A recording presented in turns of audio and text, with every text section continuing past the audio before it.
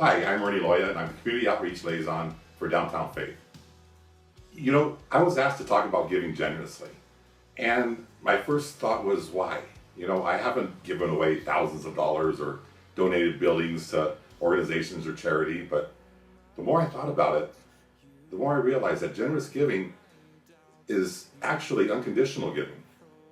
And unconditional giving is basically making yourself open to share everything you have, your heart, your words, your feelings, and your support to all those people around you. You know, giving generously as a value, I really go back to my parents. My parents were great, great people.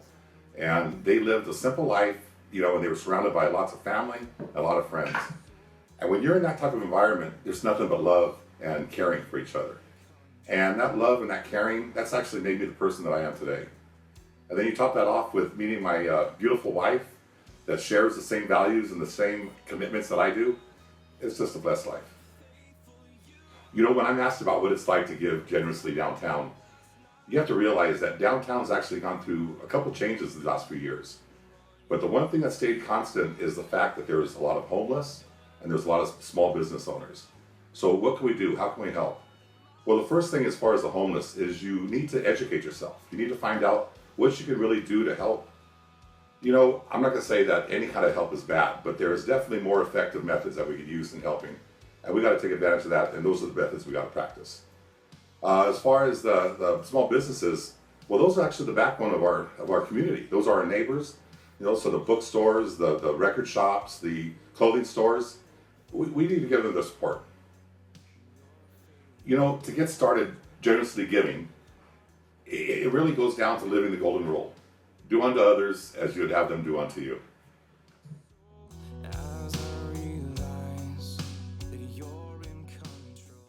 We've been talking about the Who Are We series, right? Like we've been talking about who we are as a church, our mission, our vision, and our values. And over the last few weeks, we've specifically talked about our values. And we said this kind of summed it up for the whole series. What we've been talking about is this: Downtown Faith exists to help people follow Jesus into a new life of worship, commitment, love, and generosity by creating space to discuss life and faith. It's our what, it's our why, it's our how, it's our who we want to be. And over the last few weeks, we've been looking at our values as an organization, and we have 4 organizational values, and we said that these are important because organizational values, so values as a church, guide the perspective of the organization as well as its actions. It defines its culture and beliefs, and when members subscribe to them, the organization appears united when addressing various issues. So our values are incredibly important to the life and longevity of the church. And so we believe that these values matter. And so I'm going to kind of give you the summary of the last 3 that we've talked about. First was wholehearted worship. And we said that everyone worships, and that our wholehearted worship as a church, we want to direct it to God. So it's daily reflecting the glory of God through sacrificial living. We said that the idea we discussed that day was the path to wholehearted worship begins and ends with self-sacrifice. And that's easier said than done, right? Like giving up of ourselves to put God and what He wants first. It's very, very difficult. To put others ahead of ourselves is very, very difficult. But that is what wholehearted worship is, and that's how it begins. Next, we looked at courageous commitment, which is one of my favorites, and that's fully devoting ourselves to next steps of faith. We believe that everyone in this room has a next step of faith, somewhere where you can go, a direction that you can take to follow Jesus better, to trust something that maybe you've never even trusted before for the first time. We believe everyone has a next step of faith, and the reason it requires courage is because courage is the decision, that fear doesn't get to make the decision. And every time you boldly take a next step of faith, there's going to be fear attached to that and involved. And courage says that doesn't matter. It doesn't get to make the decision. And the idea we discussed was that countercultural courage moves us towards transformational thinking. And we said that when we begin to push against the current culture, and we begin to think differently, and then that begins to change and transform our hearts and our minds. And it's incredibly important. And then last week we looked at loud love, right? Loving loudly. We said noticeably doing good for our community, our families, and our church. And people love to talk about love. Our discussion last week was great because people want to talk about love. It's something that I think everyone believes the church should get right, but a lot of people probably believe that the church has gotten it wrong through the years, that churches are known more for what they hate or what they're against and less for what they love and who they love. And so we as a church want to love loudly, and we said last week that love is less about affection and more about an action. And we looked at actions that we can take to show love to the downtown community, to our neighbors, to each other, and to our families.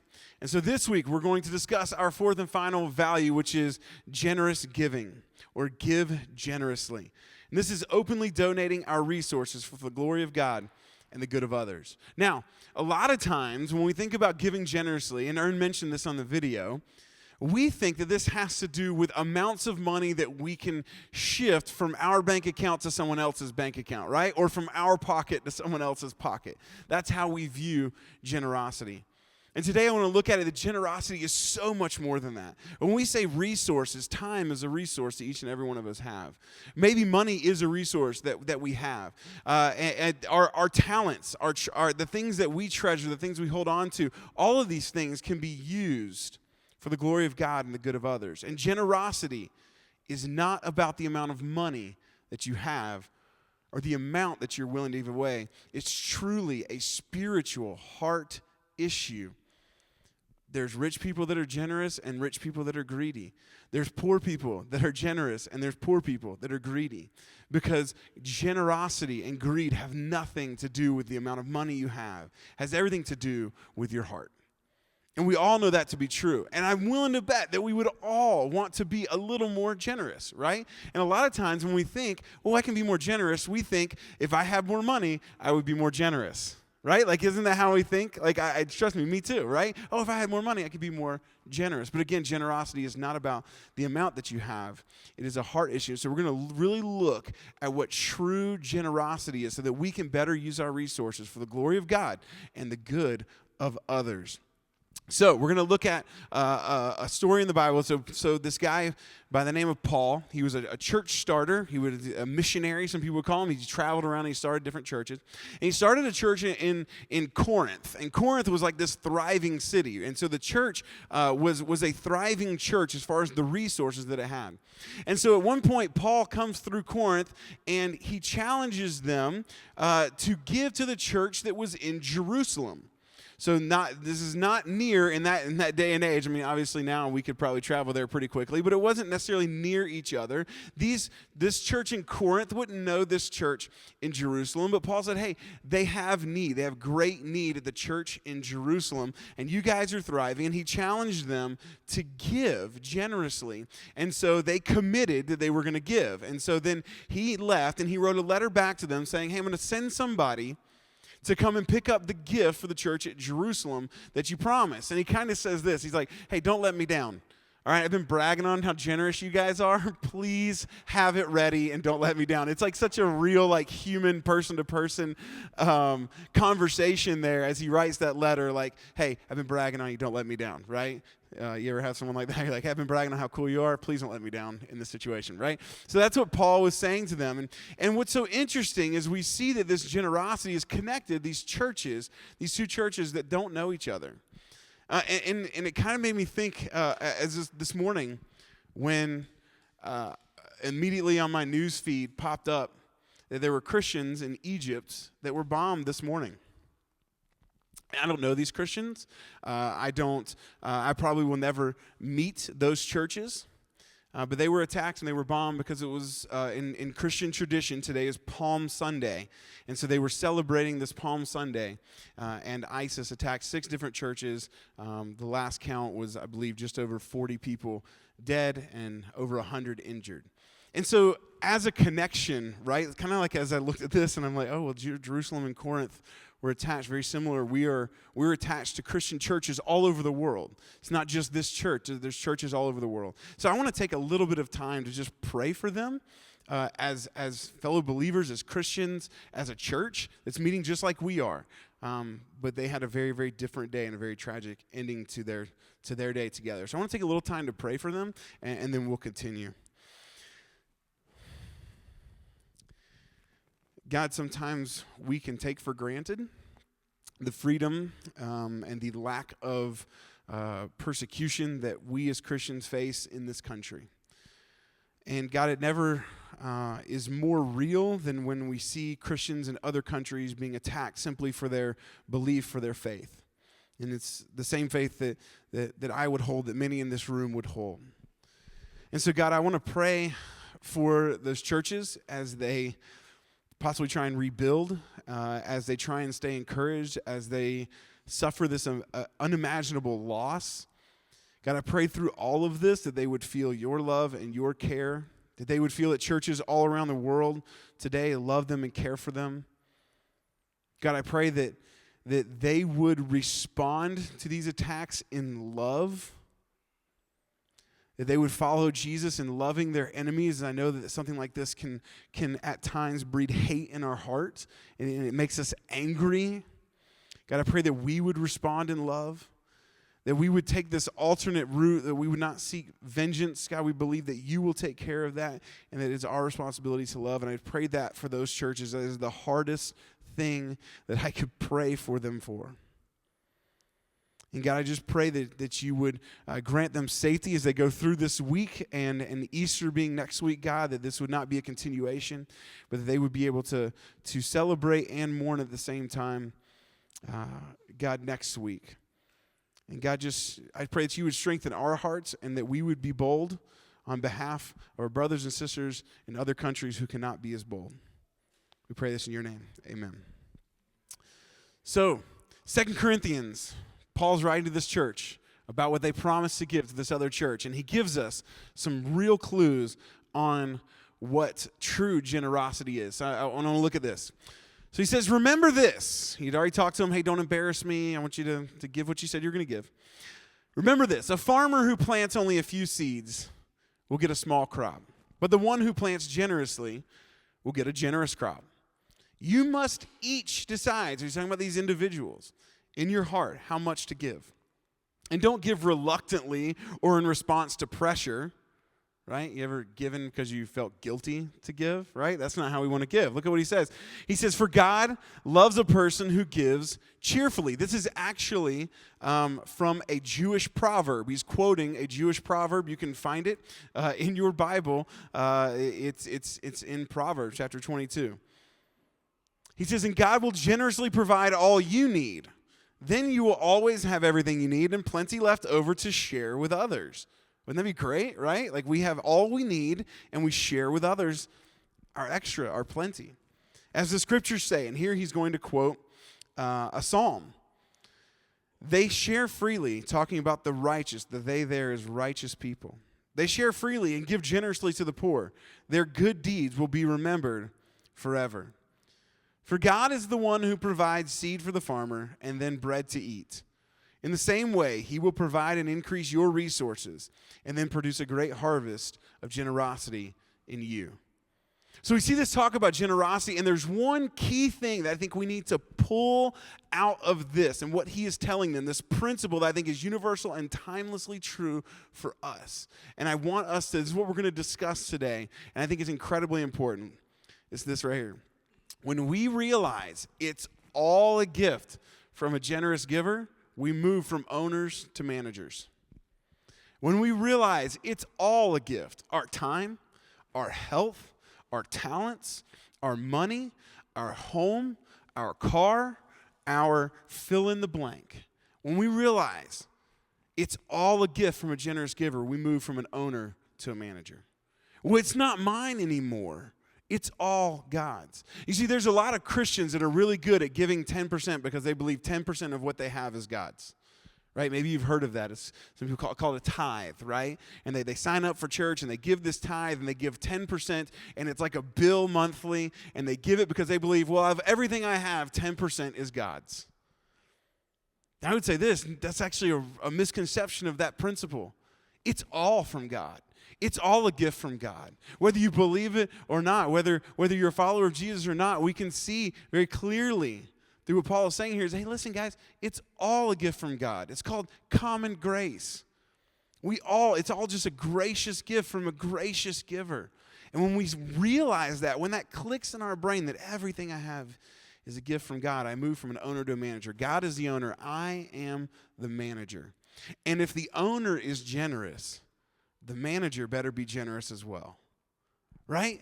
If the owner is a gracious giver of all good things, then as the manager, I better be a generous, gracious giver myself.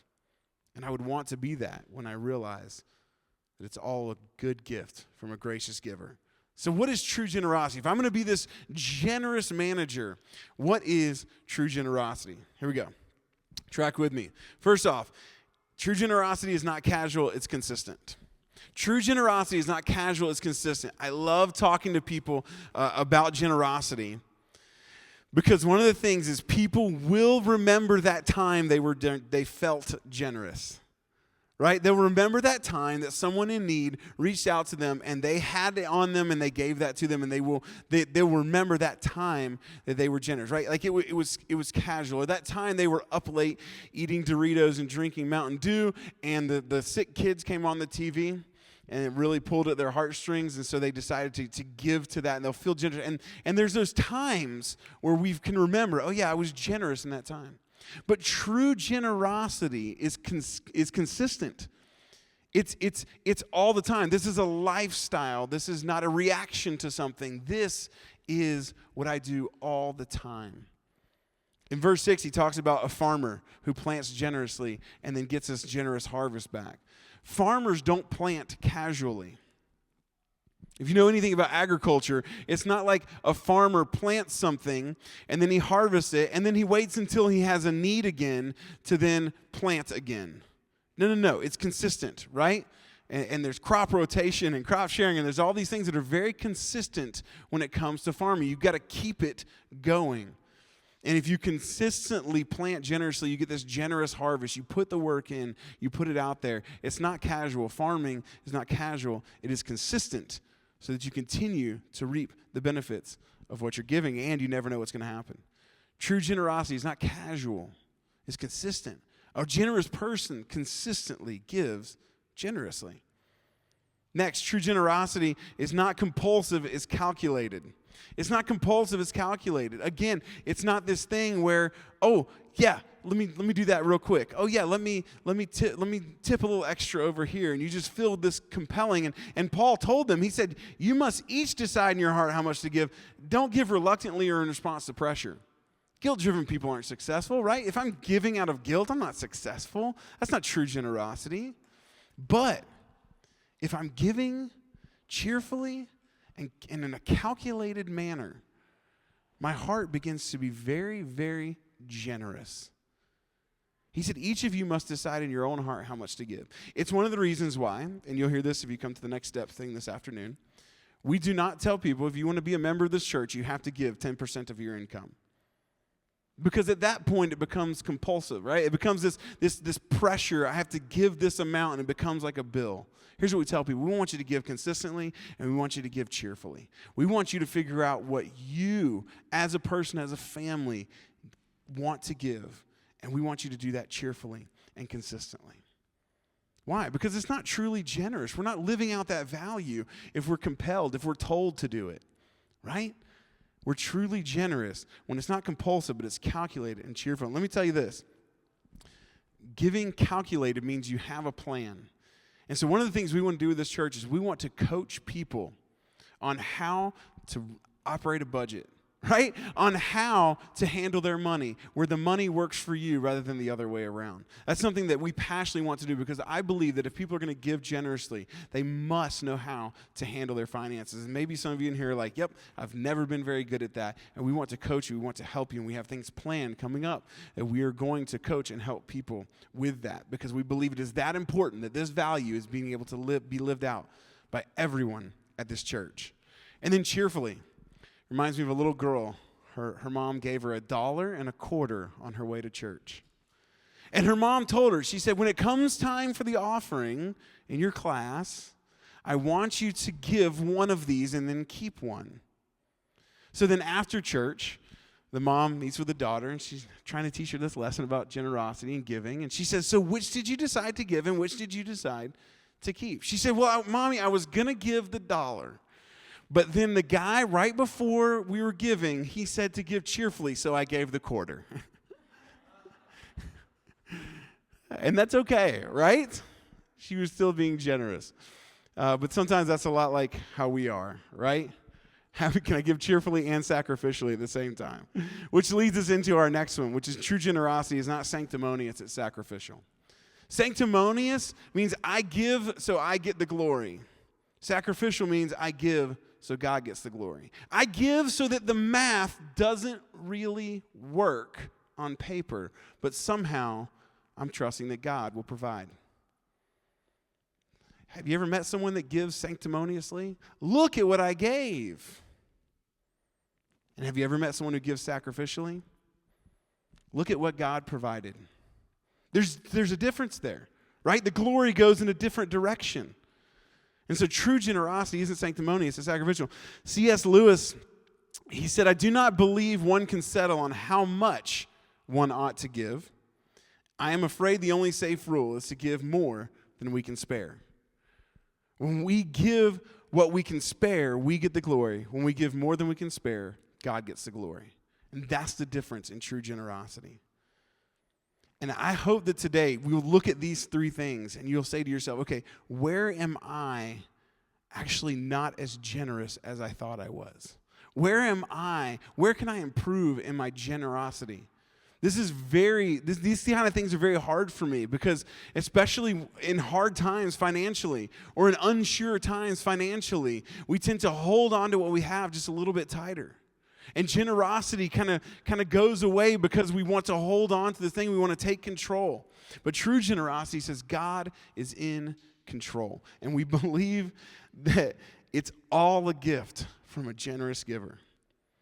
And Paul told this church, when you give, God will give. And when God gives, you can give more. And then God will give more, and then you can give more. Now, I would just challenge you. Try to outgive God. Try to outgive God. See if you can be more generous than God. See if you can give until it hurts and trust God. There's people in this room that you can talk to, and I hope that they will share at their tables the financial problems they've gone through, and yet they've continued to be generous with their time, generous with their money, and God has provided. The math didn't make sense on paper, but God came through in the end because they trusted their finances to something that was bigger than themselves, something that was outside of themselves. And I hope that you can hear a story about that today as we discuss what it means to truly be generous. Because it's that important that we move from owners to managers.